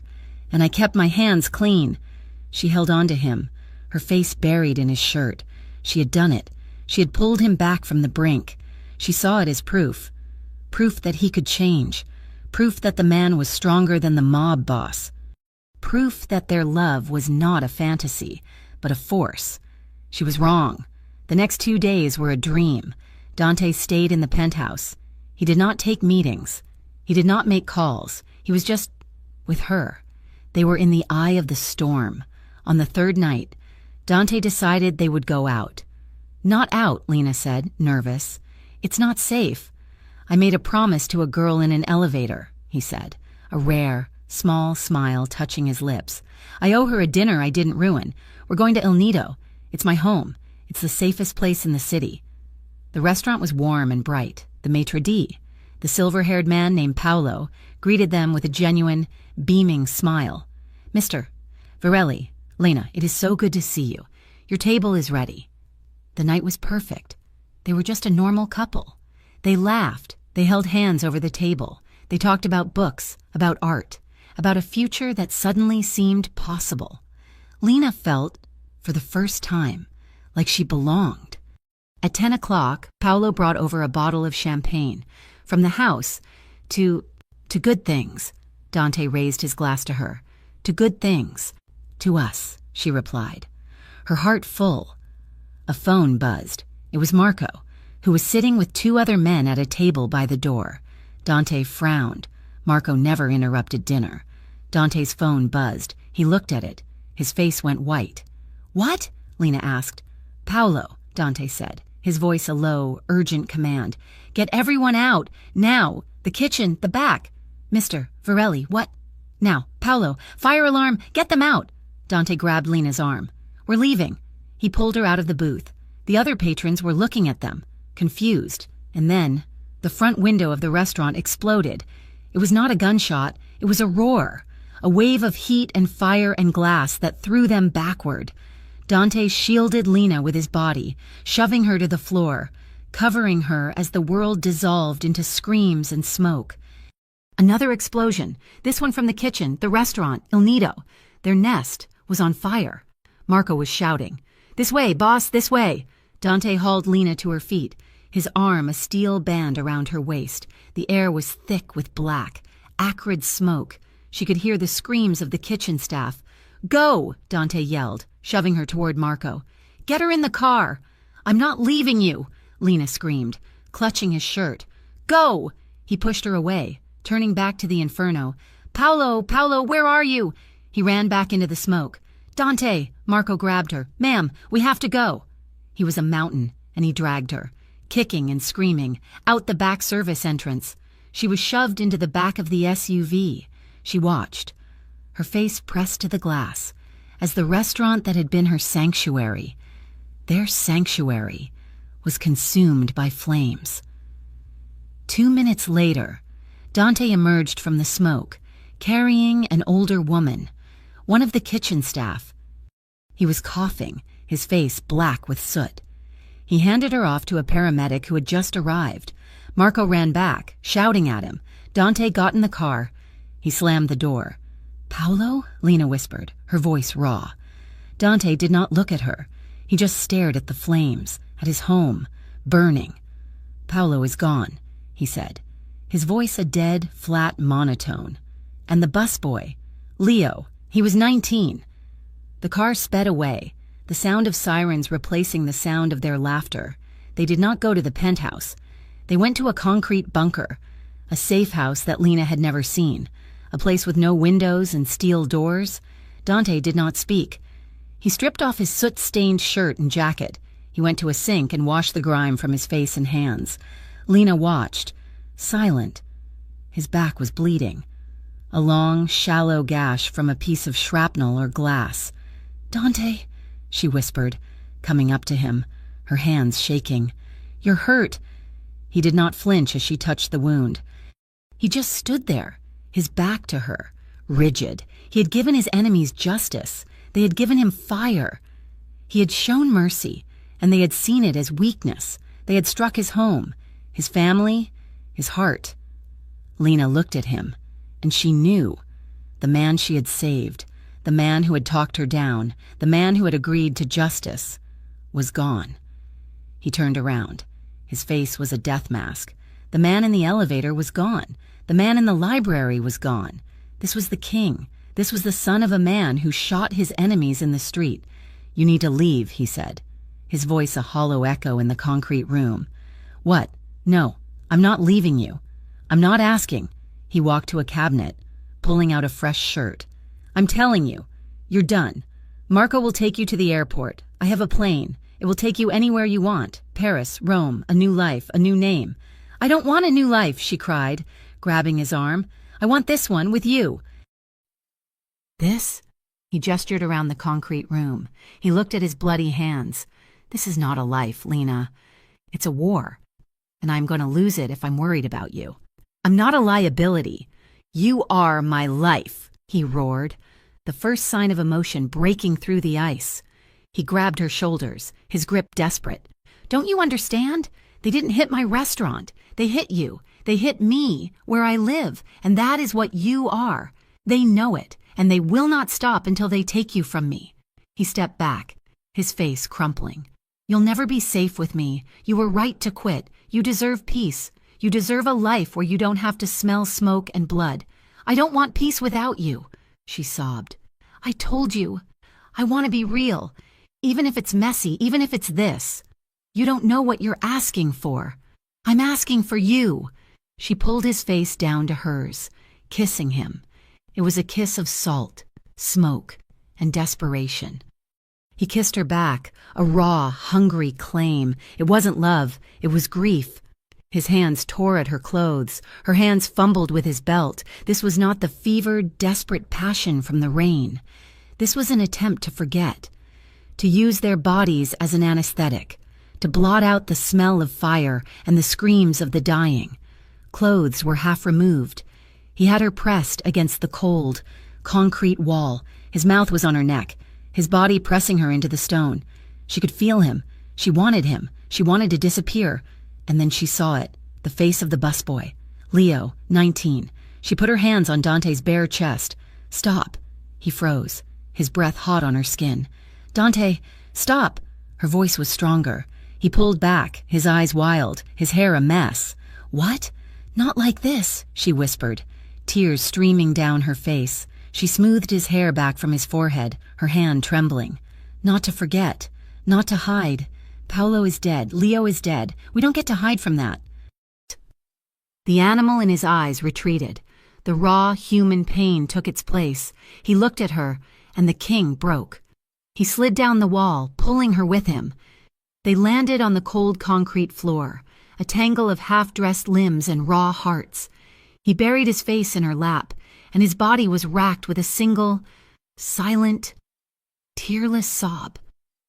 Lena just held him. She stroked his hair. She rocked him. She did not speak. She did not offer comfort. She just stayed. They held each other on the floor. Two broken people in a bunker, the world burning outside. The next morning, Lena woke up on a cot. He was standing over her, dressed in a clean, black suit. Marco is waiting, he said. I'm not going, she said, sitting up. I know. He handed her a cup of coffee. We're going, both of us. Going where? To a war? To the coast. He ran a hand over his face. He looked 10 years older. I'm handing over the reins to Marco, just for a week. He knows what to do. He'll handle the immediate fallout. And us? We're going to a beach house my father built. No phones, no soldiers, no violence. He looked at her, his eyes raw. I need a minute, Lena, just 1 minute, where I'm not the boss. Or I am going to burn this entire city to the ground, and I'm going to become the man you hate. He held out his hand. Just us, she said. Just us? She took his hand. 2 hours later, they were in an old, unmarked sedan, driving south, no security, no SUV, just Dante and Lena, and the open road. They spent 2 nights in a small, weathered house on stilts, overlooking a gray, angry ocean. They did not talk about the fire. They did not talk about the future. They cooked. They walked on the cold sand. She watched him stare at the ocean for hours, the wind whipping his hair. On the second night, she found an old radio in the kitchen. She found a station, a crackle of static and a slow, old song. She walked over to him where he stood by the window and held out her hand. What? He asked. Dance with me. He looked at her hand, then at her face. A small, broken smile touched his lips. He took her hand. They slowly danced in the small, dusty kitchen, their bare feet on the cold linoleum. She rested her head on his chest, his arms wrapped securely around her. They didn't speak. They just swayed to the music. 2 survivors in a quiet house by the sea, healing. The peace of the coast was a borrowed thing, a breath of clean air held in the lungs before a deep, toxic dive. The drive back to Brookhaven was silent, but it was a different silence than before. It was not the silence of strangers, nor the silence of anger. It was the heavy, charged quiet of 2 soldiers returning to a war zone. Their rifles loaded, Dante's hand rested on the center console. Lena placed hers over it. He laced his fingers with hers. He did not take his eyes off the road. They had been back for 1 week. The city was a wounded animal, quiet and licking its wounds. But the tension was a fever. Finney and his crew had gone to ground after the firebombing. But it was not a retreat. It was a preparation. Dante's name, his authority, had been challenged. His choice to hand Tyler over to the Federals, rather than putting a bullet in his head, had been broadcast through the underworld as a sign of weakness. The fire at Il Nido was the first consequence. Paolo and Leo were the first casualties. Dante was not the man who had left for the coast. He was quiet. He was cold. He was calculating. He worked from the penthouse, his meetings constant and low-voiced. He moved his men around the city like chess pieces. He was rebuilding his fortress, not just of steel, but of fear. Lena stayed with him. She was no longer a guest. She was a presence. She sat in the library, not reading art books, but reading the reports Marco brought him, learning the names, the front companies, the supply chains. She learned his world, not to judge it, but to understand it. "You don't have to do this," he said to her one night, finding her at his desk at 3 in the morning, a map of the city's shipping lanes spread out before her. "If they're coming for you, they're coming for me," she said, not looking up. "I'm not going to be the weak link. I'm not going to be the damsel. I need to know the battlefield." He looked at her, the woman who had been afraid of a man raising his voice, and he felt a surge of pride so fierce it almost hurt. He kissed the top of her head. "You are anything but weak." But her strength, her newfound confidence, made her reckless. She was tired of the fortress. She was tired of the glass walls, of Marco and his shadow. On a bright Tuesday morning, she decided she needed air. She needed to feel the pavement under her feet. She needed to see Tasha. Dante was in a meeting. She slipped out. She told Marco she was going to the lobby to pick up a package. She took the private elevator down, but instead of waiting, she walked straight out the front doors. The sunlight was blinding. The noise of the city was a chaotic symphony. She pulled her coat tight and started walking, her heart pounding with a forbidden, exhilarating freedom. She was just a woman walking to a coffee shop. She made it 4 blocks. She was waiting at a crosswalk, a smile on her face, when the black van screeched to a stop beside her. It happened too fast to scream. The side door slid open. 2 men, masked and brutal, grabbed her. One hand covered her mouth. The other seized her waist. She was a doll, light and easily taken. She fought, she kicked, she bit the hand over her mouth, drawing blood. "She's a biter, this one," the man grunted. A sharp, stinging pain exploded on the side of her head, not a fist, a slap, enough to disorient her. A black bag, smelling of oil and burlap, was shoved over her head. The world went dark. She felt herself thrown onto a cold, metal floor. The van doors slammed. The vehicle peeled out, throwing her against the wall. She did not cry. She did not scream. She regulated her breathing, just as Dante had taught her in the elevator. "Find your dashboard." "Lena, the drive was long, maybe 30 minutes, with sharp, jarring turns." When the van finally stopped, she was dragged out, half-carried, her feet stumbling. She heard a heavy, metal door groan open. She was thrown onto a concrete floor. She heard the door slam again, the heavy thud of a bolt, then silence. She lay there for a long time, her heart a trip hammer. She strained her ears. Water dripped, slow and rhythmic. The air was cold and damp, smelling of mold and rust, an abandoned warehouse. She sat up, her hands fumbling with the bag. It was not tied. She pulled it off. The space was vast, a cavern of shadows, lit only by a few high, dirty windows. She was in a small, caged-off area, like an old office.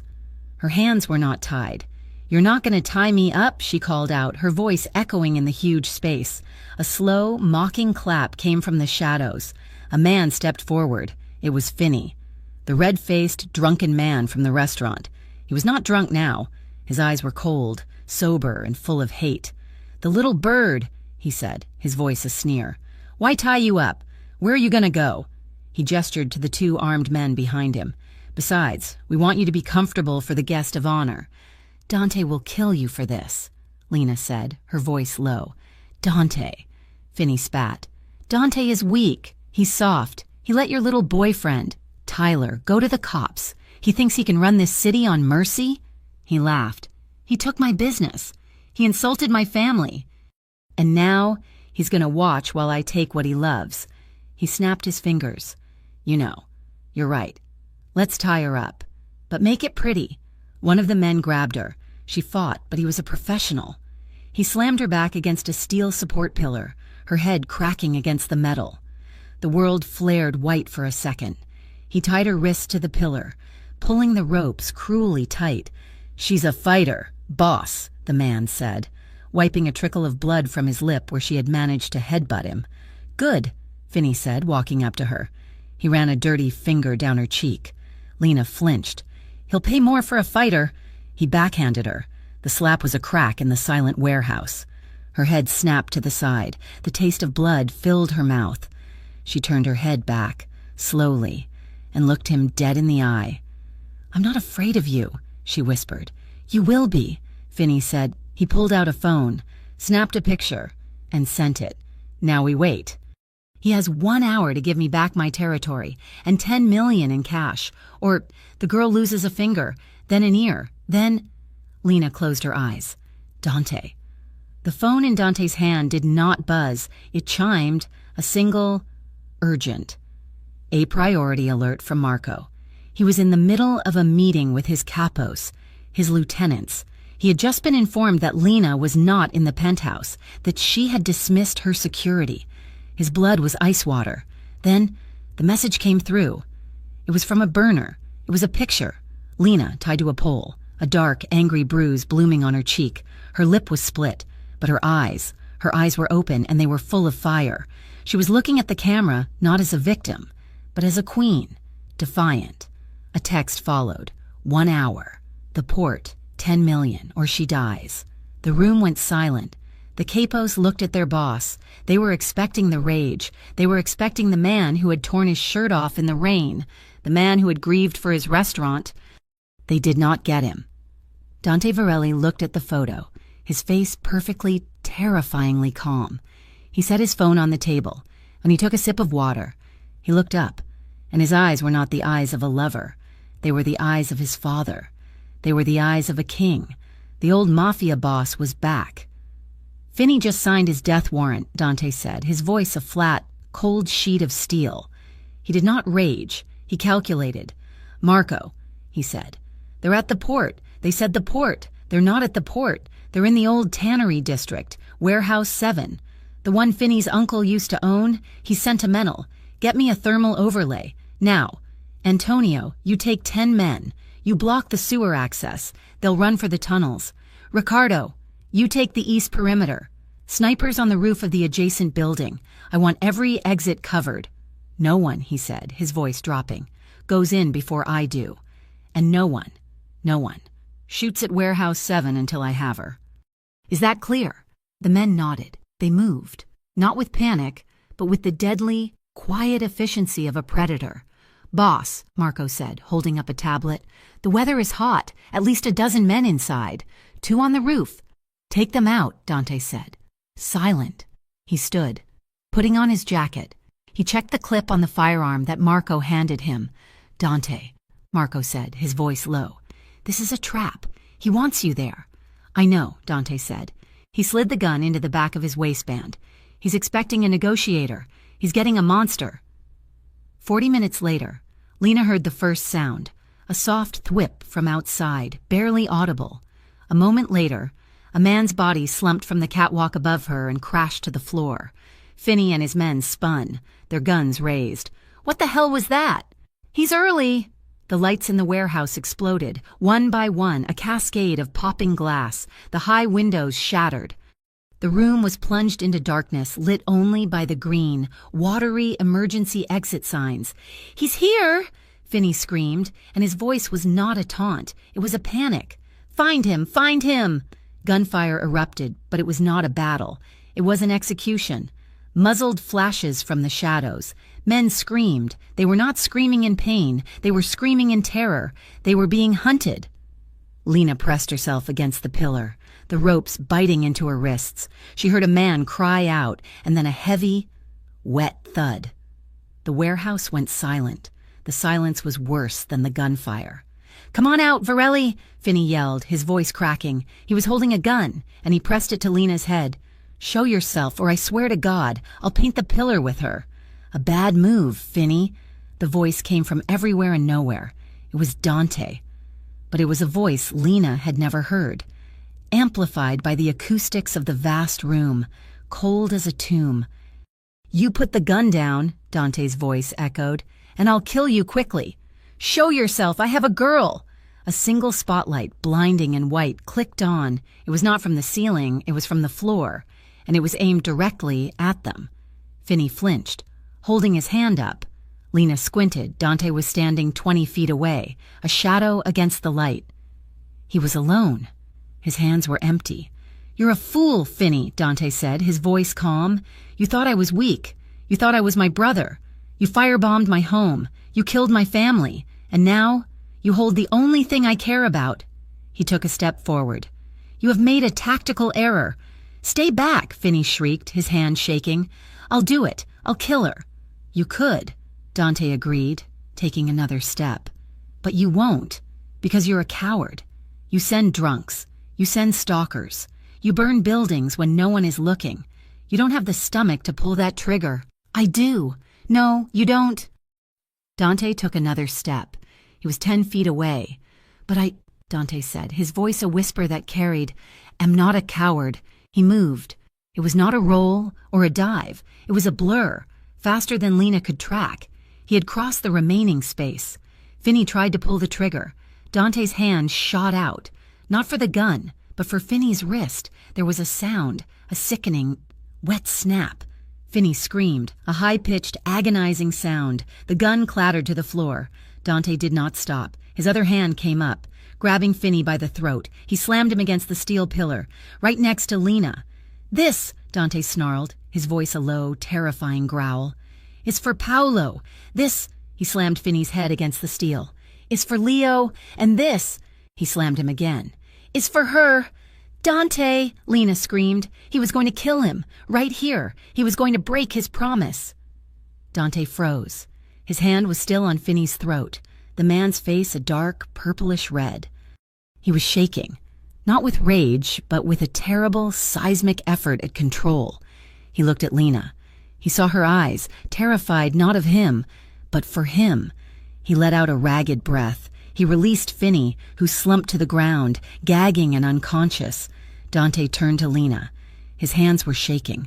He pulled a knife from his boot and, with one clean slice, cut the ropes. She was free. She did not wait. She did not hesitate. She fell into his arms, her body collapsing against his, her hands fisting in his jacket. You came, she sobbed, the tears finally coming, a flood of terror and relief. You came. Dante's arms wrapped around her, pulling her off her feet, lifting her as if she weighed nothing. He buried his face in her hair, his body trembling. I'd burn the city for you, he whispered, his voice thick and broken. I'd burn the whole world. He carried her out of the warehouse as his men, led by Marco, flooded in, securing the scene, cleaning up the mess. He did not take her to the penthouse. He took her to the hospital. She was in a private room, a doctor, one who did not ask questions and whose silence had been bought and paid for, stitched the cut on her lip and bandaged her bruised ribs. Dante did not leave her side. He stood in the corner, his suit jacket off, his sleeves rolled up, watching. He was covered in blood, Finney's, not his. When the doctor left, he came to her. He sat on the edge of the bed. He just looked at her, his eyes tracing the new, angry bruise on her cheek, the stitches on her lip. I'm sorry, he whispered. This is my fault. I brought this to you. Lena reached up, her hand trembling. She touched his face, her fingers grazing his stubble. The face of the man who had just dismantled an entire crew for her. No, she whispered, her voice hoarse from the dust. I'm not afraid anymore. He looked at her, confused. I was always afraid, she said. Afraid of Tyler, afraid of you, afraid of this world. Afraid of the dark in the elevator. She gave him a small, painful smile. But you were right. You just have to find your dashboard. And you're mine. She pulled his face down to hers. I'm not afraid of the dark. Not when you're in it with me. He kissed her. So gently it was a prayer. A soft, chaste press of his lips to hers, terrified of breaking her. In the quiet after the storm, they sat on the balcony of the penthouse. It was dawn. The city was a pale, gray and pink watercolor. Waking up, a clean, sterile bandage had been applied to Lena's cheek. Dante had a fresh, white shirt. They were just breathing. She was curled up on his lap, his arms around her, a blanket over them both. He's gone, Dante said, his voice quiet. Finney, his entire crew, they're on a one-way cargo ship to a place that doesn't exist on a map. They'll never come back. And Tyler? He'll serve his time.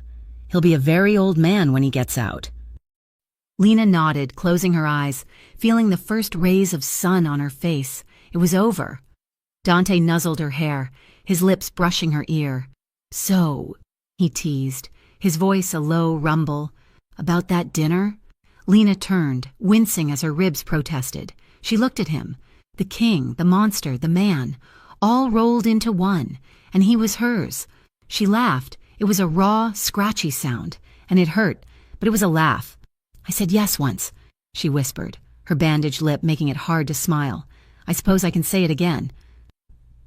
Epilogue 1 year later. The restaurant, Il Nido, was reborn. It was not the same. It was brighter. It was more open. The dark, shadowed wood had been replaced with warm, cherry finishes and soft, golden light. There was a new, framed photo near the entrance, a picture of a smiling, 19-year-old boy named Leo, Lena Moore, or rather, Lena Varelli, as the press had dubbed her, though the wedding was still a month away. Walked through the dining room. She was not a guest. She was the co-owner. She carried a tablet, her hair was up in a professional, severe knot, and she was arguing, good-naturedly, with the new maitre d'. "We're not seating the Callahans by the window," she said, her voice firm. "They're loud, and they'll bother the senator. Put them in the alcove, the one Dante likes. Yes, Mrs. Varelli. It's still Miss. More for another month," she said. But she was smiling. Dante was upstairs, in the new office. They were supposed to be having their own dinner, a quiet one. Before the rush, she went to the private elevator, the one that led to the office. She stepped in, pressing the button. The doors slid shut. The car moved, and then, with a soft, hydraulic sigh, it stopped. The lights flickered and went out, a moment of pure, black silence. Then, the emergency lights clicked on, bathing the small, mahogany and brass box in a familiar, yellowish-green glow. Lena stood in the center of the car. She did not panic. She did not gasp for air. She looked at her reflection in polished brass. She saw the woman she was, the sharp, confident cut of her new suit, the engagement ring on her finger that was probably worth more than her entire old apartment building, the small, faint, silvery scar just at her hairline from where Finney's man had slammed her head. A ding came from the intercom. Dante's voice. A low, familiar rumble came through the speaker. "You know," he said, and she could hear the smile in his voice, "I'm beginning to think this building has a design flaw." Lena leaned her head back against the wall, a slow, wide smile spreading across her face. "I don't know," she said, looking up at the speaker. "I think it's my favorite feature." She heard his soft laugh. "I'll be right down, but it might take me a minute, or 40. "Take your time," Lena said, settling in. "I'm right where I'm supposed to be. Thank you for listening to this Mafia romance story. We would love to know where you are listening from, so please drop a comment and say hello. If you enjoyed this story, be sure to subscribe to Mafia Romance Stories so you never miss a new chapter. Let us know what you thought of Lena and Dante's journey, in English, in the comments below. We read every one.